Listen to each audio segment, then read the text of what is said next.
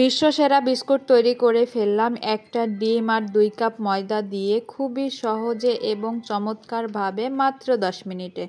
তো হাতে যদি মাত্র 10 মিনিট সময় থাকে তাহলে কিন্তু আপনিও বাড়িতে এইভাবে বিস্কুট পিঠা তৈরি করতে পারবেন ঠিক আমার মতো।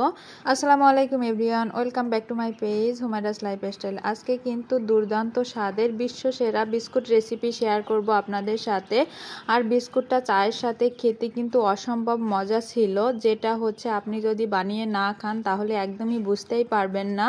তো আজকে বিস্কুট তৈরি করার জন্য প্রথমে আমি একটা মিক্সিং বোলে নিয়ে নিয়েছি একটা ডিম। তো ডিমটা ছিল হচ্ছে রুম টেম্পারেচারে, অবশ্যই রুম টেম্পারেচারে থাকা ডিম দিয়ে তৈরি করতে হবে, না হলে ফ্রিজে থাকলে একদমই পিঠাগুলো ভালো হবে না। তো এখানে দিয়ে দিলাম হচ্ছে হাফ কাপ চিনি, 1 চিমটির মতো হচ্ছে ভ্যানিলা এসেন্স দিয়ে খুব ভালোভাবে চিনিটা হচ্ছে ডিমের সাথে গুলিয়ে নিতে হবে। ঠিক এরকম পর্যায়ে হচ্ছে দিয়ে দিব হাফ কাপের মতো ঘি।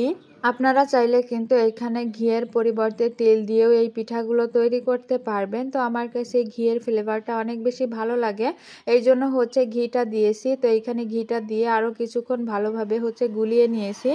তারপরে আমি এখানে দিয়ে দিব 1 কাপ আটা, তার উপরে দিয়ে দিব হচ্ছে 1/3 কাপ গুঁড়া দুধ, আর দিয়ে দিব 1 চিমটির মতো বেকিং পাউডার। তো এইখানে হচ্ছে গুঁড়া দুধটা দেওয়ার চেষ্টা করবেন অবশ্যই, তাহলে পিঠাগুলো খেতে অনেক বেশি ভালো লাগবে।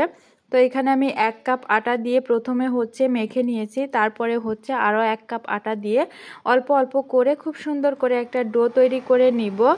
তো আমি এখানে হচ্ছে একটা ডিমের জন্য টোটাল 2 কাপ আটা দিয়ে ডোটা তৈরি করে নিয়েছি। দেখতেই পাচ্ছেন আমার ডোয়ের কনসিস্টেন্সিটা ঠিক এরকম হয়েছে, একদমই স্মুথ নরম। তো হাতে একটুখানি ঘি মেখে নিয়েছি, তারপরে হাত দিয়ে এরকম ঘুরিয়ে ঘুরিয়ে লম্বা শেপ দিয়ে তারপরে হচ্ছে এরকম হাতের তালুতে রেখে চেপে লম্বা একটা শেপ দিয়ে নিব বিস্কুটের মতো। তো এইখানে কিন্তু আমি একটা নাইফের সাহায্যে খুব ভালোভাবে হচ্ছে এরকম করে দাগ কেটে নিয়েছি। আপনারা চাইলে যে কোনোভাবে হচ্ছে বিস্কুটগুলো তৈরি করতে পারবেন। তো আমি হচ্ছে নাইফের সাহায্যে দাগ কেটে নিলাম। তো আমি একটুখানি আড়াআড়ি করে দাগটা কেটেছি যাতে করে দেখার সৌন্দর্যের জন্য। আপনারা যে কোনোভাবে কিন্তু এই বিস্কুটটা তৈরি করতে পারবেন, অথবা দাগ না কেটে এইভাবে হচ্ছে ভেজে নিতে পারবেন। তো আমি সবগুলা বিস্কুট কিন্তু একইভাবে হচ্ছে ছুরি দিয়ে সুন্দর করে দাগ কেটে নিয়েছি, দেখতেই পাচ্ছেন। আর আমার বিস্কুটগুলো দেখতে কত বেশি সুন্দর হয়েছে, আর খেতে তো জাস্ট লোভনীয় ছিল। তো আমার সবগুলা বিস্কুট কিন্তু আমি রেডি করে নিয়েছি। এখন চুলা একটা প্যান বসিয়ে মিডিয়াম হিটে হচ্ছে তেল গরম করে নিয়েছি, আর একটা একটা করে বিস্কুট দিয়ে উল্টিয়ে পাল্টিয়ে ভেজে নিতে হবে। তো এই ভাজার কাজটা কিন্তু একদমই লো হিটে করতে হবে, না হলে হচ্ছে উপর থেকে পুড়ে যাবে আর ভিতরে একদমই কুক হবে না, খেতে একদমই ভালো লাগবে না, তিতা লাগবে। তো লো হিটে হচ্ছে আমি বিস্কুটগুলা সুন্দর মতো করে ভেজে নিয়েছি, দেখতেই পাচ্ছেন। তো আমার বিস্কুটগুলা কিন্তু এখানে ভেজে নেওয়া হয়ে গিয়েছে। এখন হচ্ছে চুলা থেকে তেল ঝরিয়ে উঠে নেওয়ার পালা।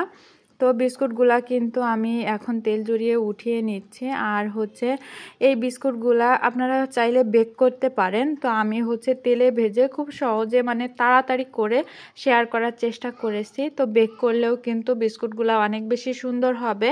আর হ্যাঁ, বেক করার ক্ষেত্রে কিন্তু আপনারা এখানে বেকিং পাউডারের পরিবর্তে বেকিং সোডাটা ব্যবহার করতে পারেন, তাহলে হচ্ছে 1-1.5 মাসের মতো একদমই ক্রিস্পি থাকবে।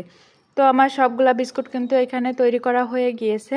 আমার সহজ এবং ইউনিক রেসিপি যদি আপনাদের কাছে ভালো লেগে থাকে তাহলে প্লিজ আমার পেজটা ফলো দিয়ে রাখবেন আর চ্যানেল সাবস্ক্রাইব করবেন। তো আজকের মতো সবাই অনেক বেশি ভালো থাকবেন, সবাই সবার জন্য দোয়া করবেন। আর হ্যাঁ, আমার বিস্কুটগুলা আপনাদের কাছে কেমন লেগেছে সবাই অবশ্যই কমেন্টস করে বলে যাবেন। নিশ্চয়ই আপনারা দেখে বুঝতে পারছেন যে আমার বিস্কুটগুলা অনেক বেশি সুন্দর হয়েছে। তো আমি একটা বিস্কুট হচ্ছে আপনাদের সাথে ভেঙে দেখালাম। তো এটা বিস্কুটও বলতে পারেন অথবা পিঠাও বলতে পারেন। তো আজকের মতো এখানেই বিদায় নিচ্ছি। সবাই অনেক বেশি ভালো থাকবেন, সুস্থ থাকবেন। আল্লাহ হাফেজ, আসসালামু আলাইকুম।